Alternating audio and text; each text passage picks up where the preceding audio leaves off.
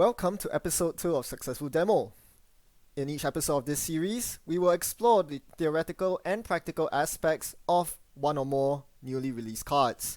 Today's a double whammy. We are going to look at two cards. One is Red Planet Couriers from Earth Scion. The other is Mass Commercialization from Blood and Water. Let's start with the latter. Mass commercialization basically reeks of commercialization all the way back from Genesis Cycle. They are basically identical. They both cost zero. They are transactions, which means they synergize with building a better world, and they have to do with advanceable ice. They also have very similar titles, but the differences stop there. I mean, the similarities stop there, I should say. They are somewhat different. They both are economy cards that give you credits based on advancement counters, but while commercialization encourages you to pile lots of advancement counters on a single piece of ice, mass commercialization, on the other hand, encourages you to spread your tokens thin, with ideally having one advancement token on as many pieces of ice on the board as possible. So you can see that the main reason why they printed mass commercialization is to take over the old commercialization when it does eventually rotate. So it is intended as a replacement. The advantages of mass commercialization are that it returns double the number of credits compared to commercialization for each advancement counter. And this is actually quite a big power boost that will make mass commercialization more playable than its old version. A return of 1 credit per advancement is just not enough in today's climate, so mass commercialization is a lot better. Not to mention that it also counts non-ice cards, so you can actually play this in a trappy deck with lots of, for example, Mushin assets. That could be interesting. Finally, speaking of Mushin assets, which is commonly a Jinteki thing, you can also play this card in Jinteki for no influence because it's a neutral card, as opposed to a 1 influence Wayland card. The disadvantages are that single advancing ice is generally not something you really want to do. Aside from the type changing ice like Changeling, Lycan, and Wendigo, the other advanceable ice don't really benefit very much from having only 1 additional counter. Typically, the tipping point is 3 counters. That is when when the the space ice such as Asteroid Belt, Wormhole, and Nebula go down to 0 cost. That's when you want to res them. 3 advancements is also the trigger point for the parenthesis ice such as Morsulus and Hoorn. So you are not.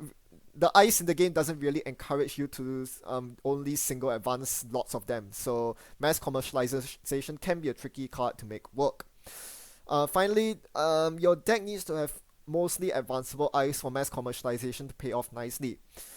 Or alternatively have Tenin as the ID. Otherwise, because with commercialization, the old one, all you need to do is to draw a single copy of an advanceable ice. Then you can install it and start mashing it for huge advancements and then paying it off with old commercialization. But for mass commercialization, you'll need to find at the very least 3 advanceable pieces of ice, advance them at least once each before you can cash it in with mass commercialization for any reasonable value. So it can potentially take a longer time to set up if you don't have a critical mass of advanceable ice in your deck. So this could be a problem. So so these are the subtle differences between both commercializations, and they will definitely have different niches in different decks. Now let's go back and look at the other card that we are going to analyze today, Red Planet Couriers. Oops, wrong title. Sorry, ignore the title on the PowerPoint slide. But this is Red Planet Couriers. It is meant to be a finisher, pretty obviously. The reason why is because once you play Red Planet Couriers, all the advancements on your ice will disappear. They will move over to the card that you targeted, therefore weakening your board state. As such, you don't really want to play Red Planet Couriers unless you're ending the game by winning. The next thing to note is that this obviously is meant to be used on big agendas. You want your target to be a large agenda. This is because there is no upper bound on the number of advancement tokens that can be moved. So obviously you want something that benefits from many advancements. You can target non-agenda cards with this Red Planet Couriers. You can target advanceable assets, but there are no advanceable assets I can think of that you really want to mass advance that will do much good. On the other hand, you can also use this on ice, but targeting a piece of ice with Red Planet Couriers is generally not a good value play. It is a very expensive operation, and there isn't really a piece of ice that auto wins you the game if you have a whole bunch of counters on it. So really, this is screaming for combo-tastic combinations with agendas. So with that in mind, we now try to look at the other support cards you need to make Red Planet Couriers work. Since it's a triple operation, you require one of the following in order to score a big agenda. You either need the agenda to be installed the turn before, so this entails protecting the agenda properly with some ice and or some defensive upgrades. Therefore, that will allow you to play Red Planet Couriers on your next turn to just outright score the agenda with lots of counters. Another way to do this is to fast advance the big agenda from your hand using Baltic Labor to give you the 4th click to install the agenda. Instead of working around the triple limitation, you can bypass it completely by playing Accelerated Diagnostics into Red Planet. Since Accelerated Diagnostics ignores all additional costs, you can effectively play Red Planet Couriers for a single click. Of course, this requires more support cards because you need to somehow arrange your deck such that Red Planet Couriers is on the top 3 cards. But these are generally the possibilities that you can go with. Today, we'll be building a deck that relies on the second point, Biotic Labor, to score a big agenda. In this case, everyone's favorite, Government Takeover. This will be done in Wayland, Builder of Nations. The reason we are picking BON for our identity is because it synergizes with our single advance game. As I mentioned earlier, none of the ice that you see on the screen right now of much gain much benefit from single advancements. The way we make single advancements effective is by using BON as our identity, which activates once we have even a single advancement token on a piece of ice. So that's what we want. Not only will the meat damage kick into effect, it will also deter the runner from being too aggressive on our servers, which is exactly what we want given our very volatile agenda suite. Speaking of which, our agenda suite is all 6-pointers and 3-pointers, and this is another reason why we are picking BON as our identity. With the smaller decks limit, we are able to play the 5 agenda suite with 4 3-pointers and 1 government takeover, which we try to score in our games. Our eyes, speaking of which, are super annoying. As mentioned in the mass commercialization portion, we need a critical mass of advanceable eyes, and we have that. 12 of our 15 eyes are advanceable.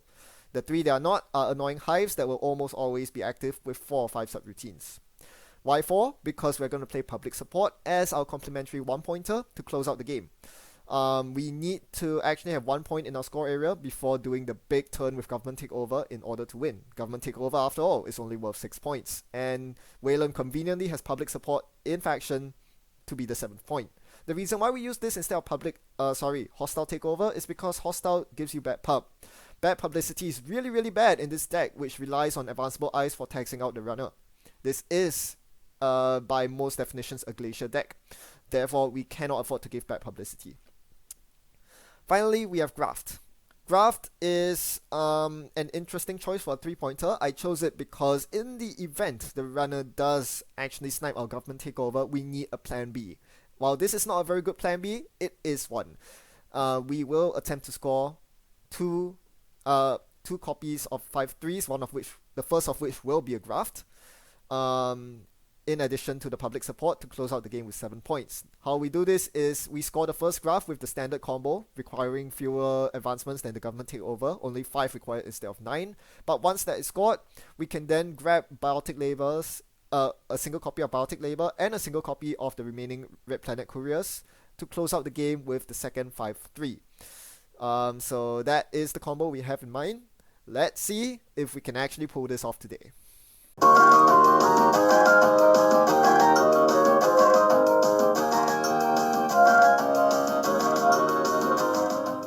Today our opponent is Swift Dromedar. I look at my opening hand, it seems okay, only 1 agenda. But given that this is a 5 agenda deck, we can do better. I mulligan into a reasonable hand. One very interesting thing about this opening hand is that it actually has 2 Colossuses.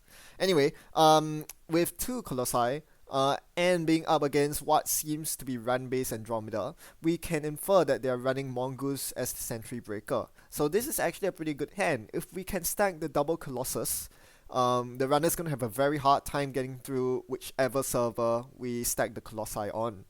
So with that in mind, we'll open with another piece of ice. This is perfect. I really wanted to see a piece of ice here, and I got it. Horton on R&D, and then Colossus on HQ.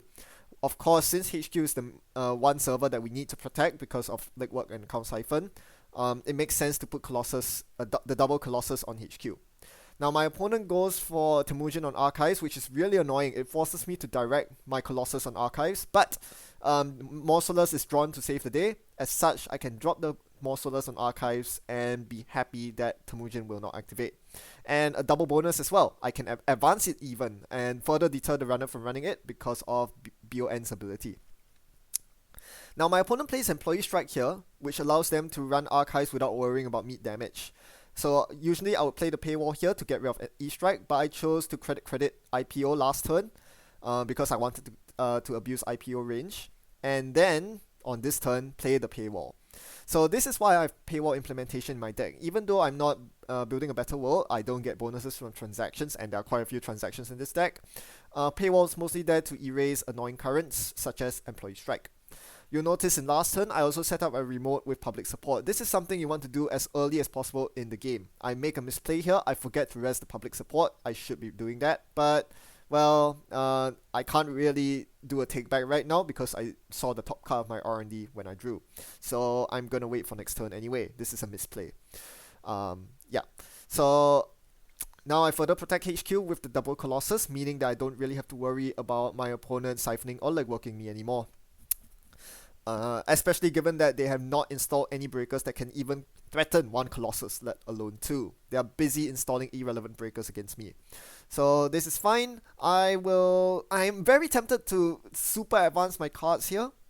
But I need to stay on a reasonable credit level, because one thing my opponent could do is to place lots of pressure suddenly in one turn by running multiple servers. My remote, my HQ, my R&D. The last thing I want to do is to give my opponent a free run on R&D because I'm not able to afford the ice, and then end up leaking a big agenda.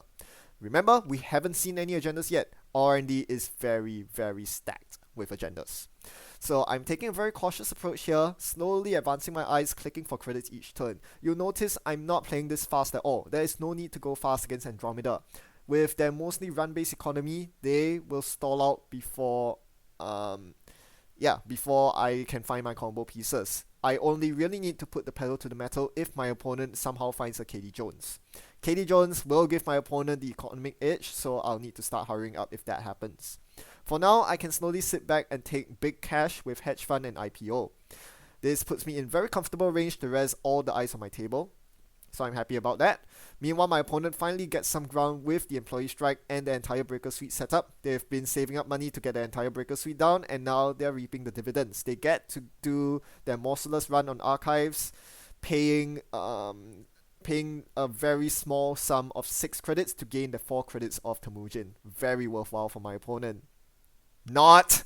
Morsolus is so annoying when you're running Airbag Nails your Breaker. Jeez, you're paying more for one ice to get in. And they even gave me 1 credit from the first subroutine of Morsolus. So to deter them from taking further money off Temujin, I simply double advanced it.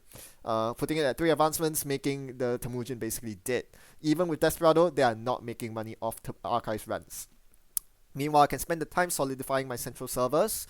At this time, I haven't drawn a single agenda, so this R&D ice play is a bit obvious, telegraphing the fact that I actually had all my agendas still in R&D, including the very priced government takeover. Yeah, this kind of does happen with a 5 agenda deck. Sometimes the agendas are just in the wrong place. I'd rather them be in HQ because HQ is so secure right now. Although it does not have an end run, which is something that I'll remedy right now. I've just drawn a Horton, and I probably no, I'm not really interested in placing the Horton on HQ, but I really should. Once I start gathering enough agendas in hand, I will. In the meantime, I'll just ditch some useless cards into the bin, including Graft. So because this deck focuses on scoring just the government takeover, the other 5 3s are basically blank liabilities that you don't want to see. Thankfully, there are only 4 of them, but if you do have them, you want to pitch them in the bin. Now notice I've 4 blue eyes on the table. Blue eyes indicating that they have been advanced. They have the blue square with the number on them. This means my mass commercializations are currently worth 8 credits. 8 is nice, but why not 14? Sorry, 14. 12. By playing Shipment from Couriers on 2 unadvanced eyes, I've basically powered up my mass commercializations from 8 credits to 12 credits apiece. And that is really, really sweet. Here I use the Jackson because, well, I don't really want to get cheesed by Rumor Mill. I don't think my opponent's running Rumor Mill, but more importantly, I want to get a paywall that is in my bin back in circulation. So I also want to start emptying my remote so that I can start jamming it cards in and playing the Never Advanced game, hopefully forcing my opponent to run my remote, which they do, and I rest the Colossus here, taxing them of money. So this tax is actually quite important, and not to mention that the Colossus is 1 advance, making it very expensive for Mongoose. They actually have to pump their Mongoose. No, they didn't. That's 5 for Mongoose. I mean, not too bad still, but my opponent was forced to jack out there because they couldn't afford to hit a sentry on the bottom piece of ice. So once that was done, after they jacked out, I played Mass Commercialization. Now this one's worth 14 credits because I had the newly advanced Colossus on the remote. So 14 times 2 for 2 commercializations, I just gained 28 credits in 2 clicks. How awesome is that? This card is bonkers once you have set up your Glacier setup. So basically the objective from here on out is to keep jamming stuff in server 1. My opponent will be forced to check it every single turn. If they don't check it, it could be the government takeover I'm attempting to raid Planet Couriers the very next turn. Of course, ideally I'll do it the safe way since I have Baltic Labor in hand. The safe way is obviously to wait to fast advance it from hand, given that my opponent has no anti-fast advance tech. The trouble is, I have not drawn either government takeover nor raid Planet Couriers, so this could be a problem for me. I'll need to actually continue digging through my deck somehow to find these combo pieces, and this is where such a deck really struggles. Not just my deck, but Red Planet Couriers deck in general. It's very difficult to find all the combo pieces you need reliably. My opponent plays User's Wild on my inner HQ ice and then runs into HQ, and I res the outermost Colossus for them, setting them back by 7 whole credits because Mongoose is such a bad breaker. They basically lost half their money playing the User's Wild because they were forced to run into a Colossus on HQ. They got information, but at what cost? They are now really poor, and this is usually a good scoring window. But again, the plan here is to wait for the Red Planet Couriers into government takeover, so we'll wait. Meanwhile, my opponent continues playing User's Wild, trying to extricate more information from my board state. They expose the hive that is protecting my remote. It's this inner piece of ice in my remote. My opponent then uses User's Wild to run HQ after the expose, but they had no intention of continuing on. They just needed to trigger the expose. They didn't want to make a successful run. Now I found my Red Planet Couriers, and Jackson draws me into the winning agenda. There's my lovely, lovely government takeover. With that, I knew that I basically had the game wrapped up. All I needed to do was to defend HQ for 1 turn. Therefore, I slapped the HQ ice there, basically taunting my opponent. If you can't get in this turn, it's game over, and I bet you can't. And yeah, if you do the calculations, Firewall and Hive cost 4 credits each. The Outer Colossus costs a whopping, 7 credits, I think? The Inner Colossus. How are they even gonna break it? With only 14 credits and 4 clicks, I really don't see my opponent doing it. So yeah, indeed, they just draw. They take credits, and they pass the turn, allowing me to live the dream, scoring a government takeover on my YouTube channel for the 2nd time ever. Woohoo! We have successfully colonized the Red Planet, also known as Janktown. Yeah, that's right, we required so many moving parts in order to make this happen. To be specific, that's a 3-card combo. Two cards of which are 2 offs in the deck, and the last card is a 1-off that is stealable by the runner. How incredibly fragile is this co-op deck? This was a very lucky game in the sense that my opponent just couldn't make any headway into my servers at all. Against a more teched out runner deck, I could be in a lot more trouble. Especially if the government takeover happens to be the last card in my deck. What am I to do? So from looking at the deck list, a lot of you will be keyboard warriors and mashing your keyboards and asking me, why don't you play so and so card for increased consistency? Why not play, fast track for the government takeover, or localized product line for any card of the combo? Well, I'll leave that as an exercise to you, the viewer, to explore. I'm not really interested in building the next Wayland CI deck, combo deck that is super optimized. This is just a demonstration of the potential of Red Planet Couriers in fast advancing a government takeover. Needless to say, that in the harder matchups, you won't be able to fire the combo every time.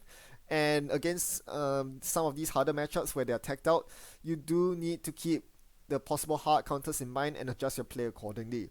Ice destructions is a very big problem for Red Planet Couriers because destroying your advanceable ice means that that's less fuel for your Red Planet Couriers. You need at least 9 advancement tokens spread out across the board in order to pull off the combo.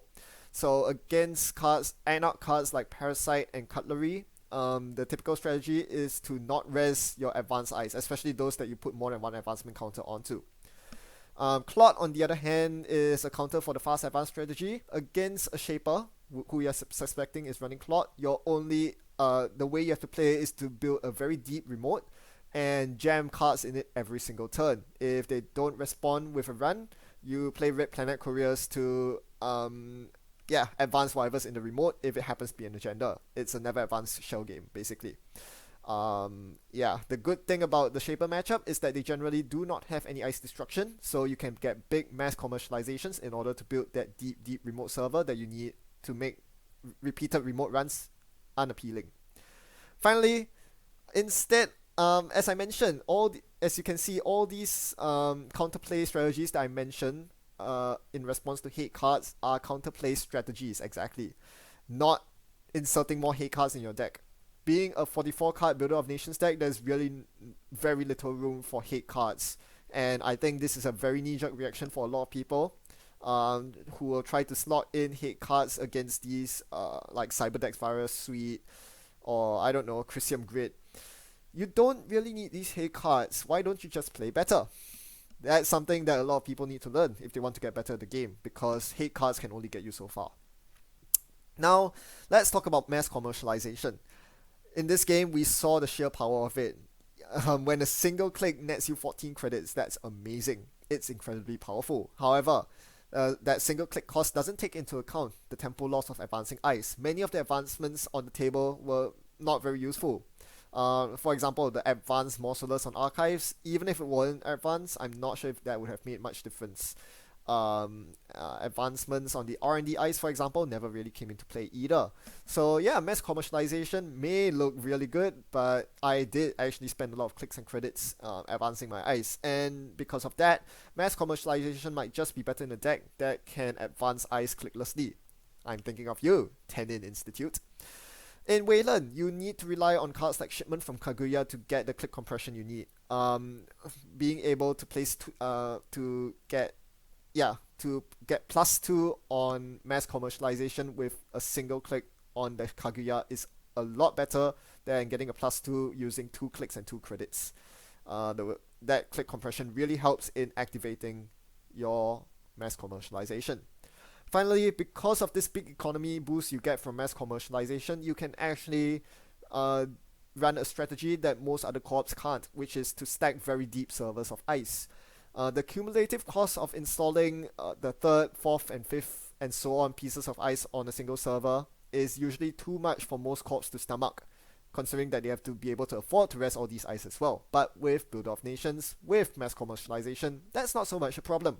Something to think about. Well, hopefully you enjoyed this wombo combo of an episode. It was pretty fun to make, but don't expect too much in your playthroughs, because oftentimes such janky wombo combos typically don't fire off, but when they do, so sweet. Well, hope you enjoyed that. In the meantime, thanks for watching, and as always, happy net running. I'll see you next time.